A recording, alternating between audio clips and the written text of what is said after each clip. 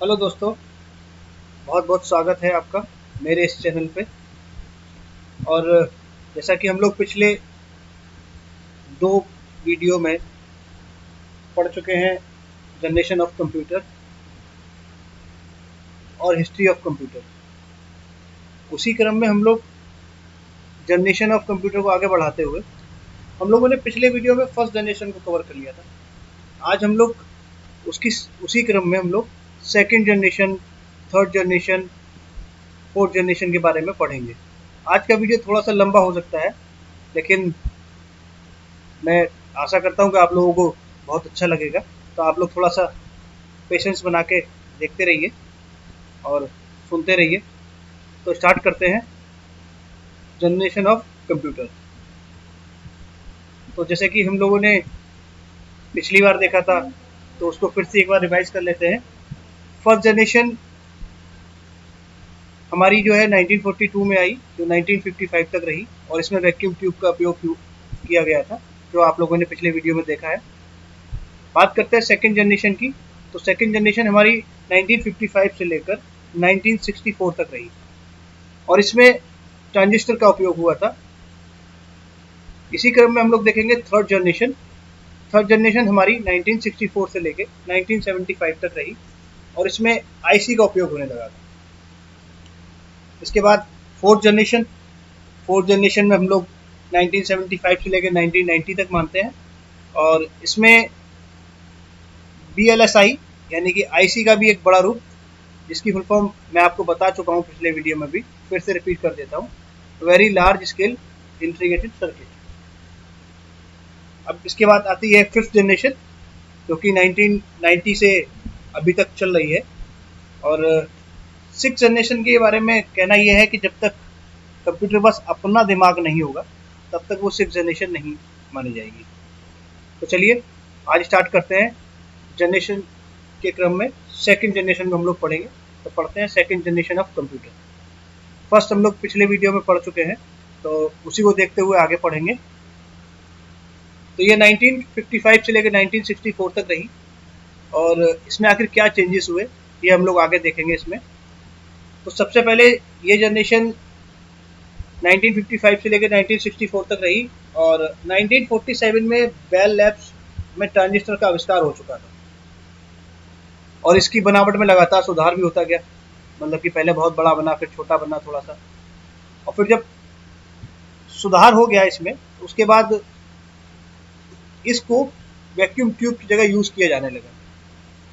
कब से यूज किया जाने लगा? 1955 से यूज होने लगा कंप्यूटर में। यानी कि वैक्यूम ट्यूब की जगह किसने ले ली? ट्रांजिस्टरों ने ले ली, और छोटे छोटे डायोड भी लगाए जाने लगे, जिससे कि इनका आकार छोटा हो गया। भाई जाहिर सी बात है कि जब वैक्यूम ट्यूब थी तो मैंने आपको दिखाया था बहुत बड़ी थी, लेकिन ट्रांजिस्टर कैसे होते हैं चलो ये पहले देख लेते हैं, उसके बाद बात करेंगे कि आखिर साइज क्यों घटा बढ़ा। ये देखिए, ये ट्रांजिस्टर होते हैं। ये आप लोगों ने कभी डीजे वालों को देखा होगा, तो डीजे वाले के पास जो एक एम्पलीफायर होता है ना, जिससे वो साउंड को बढ़ाता है, घटाता है, एम्पलीफाई करता है, तो उसके पीछे आप देखिएगा इस टाइप का कुछ, ये जो फिलिप्स लिखा हुआ है, इस टाइप की आपको डिब्बी लगी हुई मिल जाएगी। तो ये सारे ट्रांजिस्टर होते हैं, और इनका उपयोग होने लगा था 1955 से कंप्यूटर में। जिसकी वजह से क्या हुआ? जिसके कारण इनका आकार घट गया, मेमोरी भी कई गुना बढ़ गई, और इसी मेमोरी के बढ़ने की वजह से कोबोल, जिसको कॉमन बिजनेस ओरिएंटेड लैंग्वेज कहते हैं, और असेंबली लैंग्वेज एक फोर्टान यानी कि फॉर्मूला ट्रांसलेटर, इन भाषाओं का उपयोग भी होने लगा, जिससे कि कंप्यूटर के प्रोग्रामिंग में कुछ विकास आया। और इस जनरेशन के कंप्यूटर में डेटा को स्टोर करने के लिए मैग्नेटिक डिस्क तथा टेप का उपयोग किया गया। आप ये चीज़ बहुत नोट कर लीजिएगा। वैसे तो अगर अच्छा रहेगा कि आप लोग नोट्स बनाते चले, क्योंकि ये नोट्स मैंने बिल्कुल काट छाट के बनाए हैं, इनसे ज़्यादा शॉर्ट नहीं हो सकता, और कहीं ना कहीं आपको ये बहुत हेल्प करेंगे जब आप लोग कोई भी कंपटीशन देंगे। तो मेरे ख्याल से कुछ नहीं तो जनरेशन से भी 2 या 3 क्वेश्चन आ ही जाते हैं। तो आप लोग अच्छा रहे कि नोट्स भी बनाते चलें। पहले एक बार वीडियो को ढंग से देखें, प्रॉपर वे में सुने, उसके बाद नोट्स को बनाएं। तो जैसा इसमें लिखा है, इस जनरेशन में के कंप्यूटर में डेटा को स्टोर करने के लिए मैग्नेटिक डिस्क तथा टेप का उपयोग किया गया। मैग्नेटिक डिस्क पर आयरन ऑक्साइड की परत होती थी। किसकी परत होती थी? मैग्नेटिक डिस्क पर आयरन ऑक्साइड की परत होती थी। अब इनके कुछ पढ़ लेते हैं, कुछ जो कंप्यूटर इनके थे सेकंड जनरेशन में, कौन कौन से कंप्यूटर बने, कौन कौन से आए, इनसे भी कभी कभार क्वेश्चन पूछ लिया जाता है।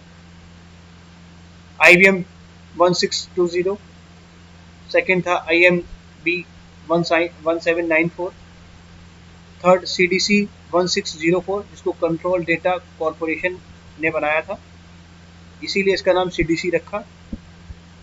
CDC 3600 और एक और था यूनिवेक।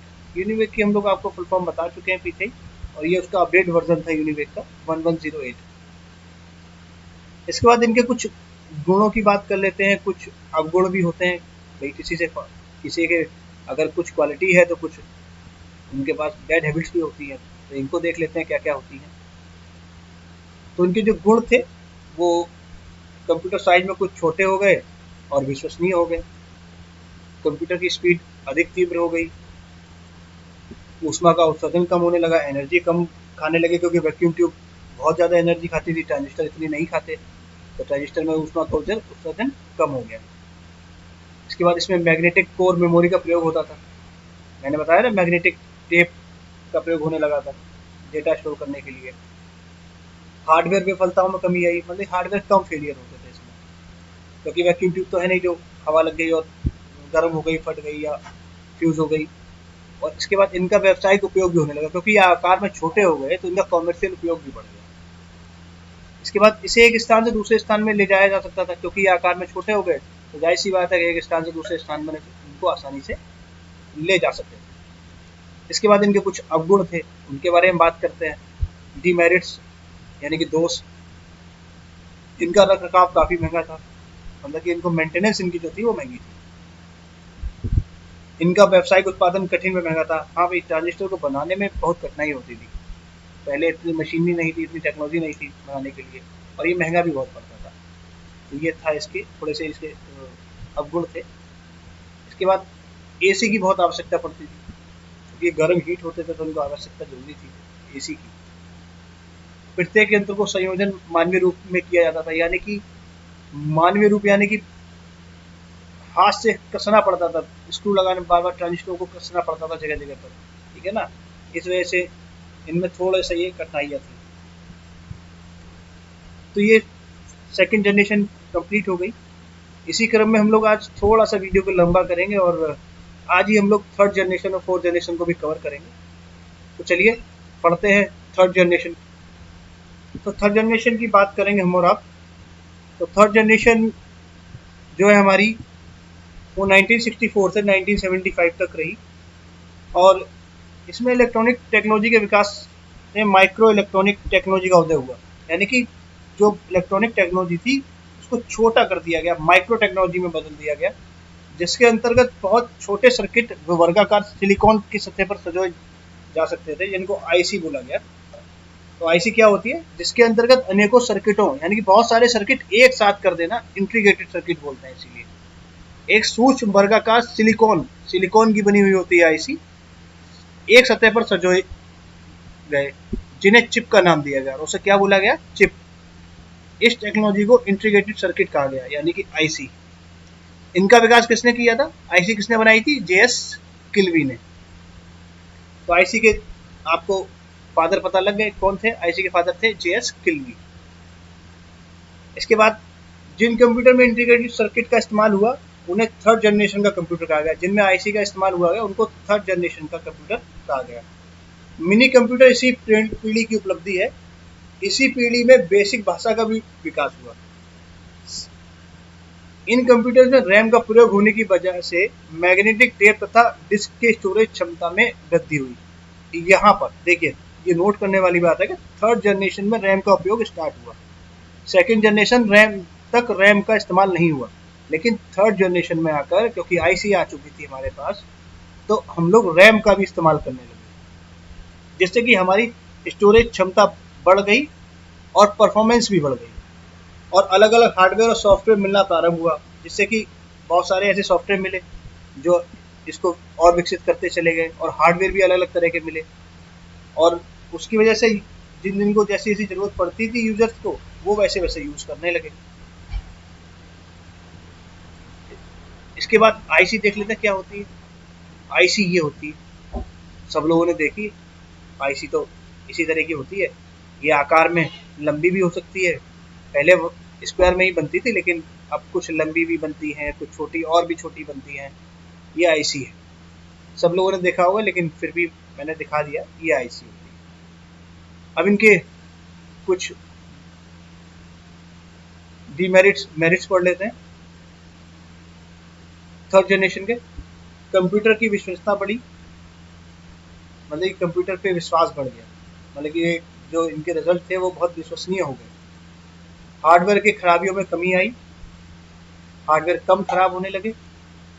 मेंटेनेंस के खर्चों में कमी आई, यानी कि मेंटेनेंस भी अब बहुत कम आने लगा, और व्यावसायिक उत्पादन भी आसानी से होने लगा, और सस्ता भी हो गया पहले की अपेक्षा, ट्रांजिस्टर से भी सस्ता हो गया आईसी पे।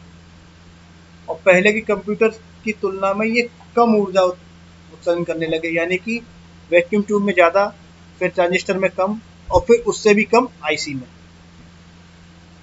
और इनकी कंप्यूटर की जो गणना करने की जो क्षमता थी ना, वो बढ़ गई। स्पीड जो माइक्रो सेकंड में थी वो काय में आ गई, नैनो सेकंड में हो गई। टाइम शेयरिंग टेक्नोलॉजी का विकास हुआ। टाइम शेयरिंग टेक्नोलॉजी समझते हैं ना, कि आप जब एक बार में कई वर्क करते हैं तो कंप्यूटर उसको अपने अकॉर्डिंग टाइम शेयर कर देता है, कि इस टाइम में ये होगा, इस टाइम में ये होगा, इस टाइम में ये होगा। वन टाइम में कंप्यूटर में कुछ भी नहीं होता, वो हम लोगों को लगता है क्योंकि वो नैनो सेकंड में करता है, इसलिए। ठीक है, तो ये टाइम शेयरिंग टेक्नोलॉजी का विकास हो गया। अब इसके कुछ, कंप्यूटर कम इलेक्ट्रिक और कम स्थान लेने लगा, छोटा और छोटा हो गया उससे भी, और एक स्थान से दूसरे स्थान पर ले जाने लायक हो गया, बहुत आसानी से ले जा सकते हैं आजकल। ठीक है ना। अब इसके बाद कुछ इसके डीमेरिट्स हैं, तो डीमेरिट्स भाई इसमें कुछ ज़्यादा नहीं है, डीमेरिट्स हैं। एक तो एसी की ज़रूरत होती है, थोड़ा सा एसी अगर ना हो तो थोड़ा ये हीट कर जाते हैं तो हैंग करने लगते हैं। इसके बाद आईसी के उत्पादन में थोड़ी सी टेक्नोलॉजी की ज़्यादा ज़रूरत होती है, जो कि उस टाइम में उपलब्ध नहीं थी, लेकिन आजकल ऐसी कोई दिक्कत नहीं है। ये हम लोग जनरेशन के बारे में पढ़ रहे हैं, तो ये उस टाइम के डीमेरिट्स हैं इनके। इसी क्रम में हम लोग आगे चलेंगे और फोर्थ जनरेशन के बारे में पढ़ेंगे। थोड़ा सा लेंथी हो रहा है, लेकिन आपको अच्छा लगेगा, आप थोड़ा सा पेशेंस बना के थोड़ा सुनिए और देखिए। तो चलते हैं फोर्थ जनरेशन की तरफ। फोर्थ जनरेशन देखो, हम लोग फर्स्ट जनरेशन देखा है, सेकंड जनरेशन देखा है, थर्ड जनरेशन देखा है, कंप्यूटर छोटे होते चले गए। ठीक है, अब इस आईसी भी आ गई। अब आईसी के बाद क्या आएगा, आईसी के बाद वीएलएसआई आएगा। क्या आएगा, वीएलएसआई। तो पहले पढ़ लेते हैं इसके बारे में, फिर हम आपको वीएलएसआई भी दिखाएंगे क्या होती है। तो ये 1975 से 1995 तक रहा। इस जनरेशन के कंप्यूटर्स के लिए लार्ज स्केल इंटीग्रेटेड, यानी कि एलएसआई बनाए गए। अब संपूर्ण सीपीयू, यानी कि सीपीयू यानी कि सेंट्रल प्रोसेसिंग यूनिट, एक छोटे चिप में आने लगी। देखते हैं ना प्रोसेसर, वही अब कहाँ आने लगी, पूरे एक छोटे चिप में आने लगी। लाखों सर्किट एक छोटी सी जगह में आने से कंप्यूटर का आकार और छोटा हो गया, साथ ही उसकी मेमोरी व स्पीड भी अत्यधिक बढ़ गई। इंटेल कंपनी ने माइक्रो प्रोसेसर का विकास किया था। तो आपको ये पता लग जाएगा कि जो माइक्रो प्रोसेसर बनाने वाली कंपनी है वो एक इंटेल कंपनी है। तो माइक्रो प्रोसेसर किसने बनाया था, इंटेल ने बनाया था, ये आप नोट कर लीजिएगा। जिसके कारण कंप्यूटर्स, यानी कि माइक्रो कंप्यूटर, यानी माइक्रो माने छोटा, छोटे कंप्यूटर का निर्माण होता है। इसके बाद रैम की क्षमता में वृद्धि के कारण समय की बचत होने लगी, यानी कि स्पीड तेज हो गई। इस जनरेशन में बीपी 2000, V7800, IBM 3080 जैसे सुपर कंप्यूटर्स का निर्माण हुआ। ये सब सुपर कंप्यूटर्स के नाम हैं। इसके अलावा लैन, वैन, CS, CW आदि का भी इसी पीढ़ी की देन है, यानी कि लैन का जो विकास हुआ है वो फोर्थ जनरेशन में हुआ है, वैन का भी विकास फोर्थ जनरेशन में हुआ है। बाकी अगर आपको कोई कमेंट्स रहते हैं तो आप उनको लिख लिया कीजिए, और वीडियो के लास्ट में आप मुझको कमेंट्स कर सकते हैं। ठीक है। इसके बाद इस पीढ़ी में सेमीकंडक्टर मेमोरी का भी विकास हुआ, जिसके कारण स्टोरेज डिवाइस की स्टोरेज कैपेसिटी कई गुना बढ़ गई। ठीक है, IBM PC भी इसी जनरेशन की देन है। हाई लेवल लैंग्वेज का जो मानकीकरण हुआ, जो और स्टैंडर्ड हो गई, ताकि प्रोग्राम को सभी कंप्यूटर पर चलाया जा सके। हाई लेवल लैंग्वेज यानी कि हाई लेवल लैंग्वेज इस तरीके की लैंग्वेज होती है जो एक ऐसा प्लेटफॉर्म उपलब्ध कराती है, हाई लेवल लैंग्वेज, जिससे कि सारे एप्लीकेशन उस पर रन हो सके। ठीक है,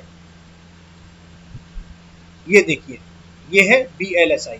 ये देखा होगा आपने, अगर मदरबोर्ड देखा है तो ये मदरबोर्ड में लगा रहता है कहीं ना कहीं, देखा है ये मदरबोर्ड में। अब तो CPU आता है, जो प्रोसेसर होता है वही VLSI होता है। तो आप उसको आप अब तो ये लग के नहीं आता, अब तो फिक्स करना पड़ता है, बस खाली ये रखा होता है। अब इस तरीके से अटैच नहीं किया जाता है। ये पुरानी फोटो है। अब इनके कुछ गुण पढ़ लेते हैं। तो गुण तो इनमें बहुत थे। छोटे हो गए साइज में। दूसरी बात, पिछली पीढ़ी की तुलना में काफ़ी फास्ट हो गए। कंप्यूटर के दाम भी सस्ते हो गए। पहले की तुलना में अत्यधिक विश्वसनीय हो गए। हाँ, दिन पे दिन इनके रिजल्ट बहुत एक्यूरेसी इनमें आने लगी, और दिन पे दिन इनके रिजल्ट जो है बहुत ही विश्वसनीय आने लगे। एक्यूरेसी लेवल इनका बढ़ता चला गया, और हार्डवेयर की प्रॉब्लम भी बहुत कम हो गई। अब तो आजकल तो ऐसे ऐसे कंप्यूटर है जो हार्डवेयर में कुछ थोड़ी बहुत दिक्कत होती है तो अपने आप ही इनके ड्राइवर सॉल्व आउट कर लेते हैं। ठीक है ना, एक स्थान से दूसरे स्थान पर ले जाना बहुत आसान हो गया। हाँ भाई, आजकल तो देखिए आप, लैपटॉप है, टैबलेट है, ये सब एक स्थान से दूसरे स्थान तक आप आसानी से ले जा सकते हैं। पाम टॉप भी है, ये सब। डेस्कटॉप तो खैर थोड़ा सा, लेकिन हाँ पहले से तो बहुत छोटा हो गया, वो भी चाहे तो आप। डेस्कटॉप भी आजकल बहुत छोटे आने लगे हैं, केवल स्क्रीन स्क्रीन रहती है, बाकी CPU भी बहुत छोटा आने लगा है। आंतरिक मेमोरी क्षमता बहुत वृद्धि हो गई। आजकल तो कोई लिमिट ही नहीं है। 1 TB लगवाई है, 2 TB लगवाई है, 3 TB लगवाई है, बहुत बढ़ गई है, कोई दिक्कत ही नहीं है।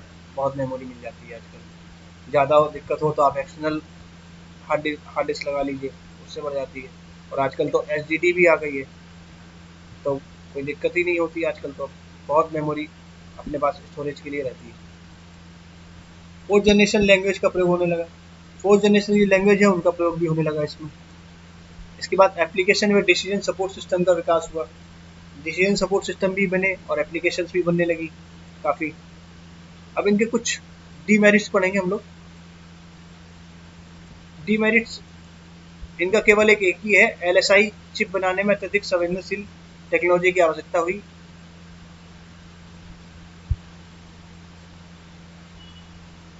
तो गाइस, उम्मीद है ये आपको पसंद आया होगा ये सेशन, और उम्मीद करता हूँ कि आप लोग इसको ध्यान से देखेंगे। और मेरी गुजारिश आप लोगों से यही है कि आप लोग इसके नोट्स बनाते रहें। नोट्स बनाने से आपको हमेशा आगे के लिए बहुत आराम रहेगा, कभी दोबारा चीज़ों को पढ़ना नहीं पड़ेगा। Thank you. और आप मुझे टेलीग्राम पर, फेसबुक पर और इंस्टाग्राम पर भी फॉलो कर सकते हैं। Thank you guys.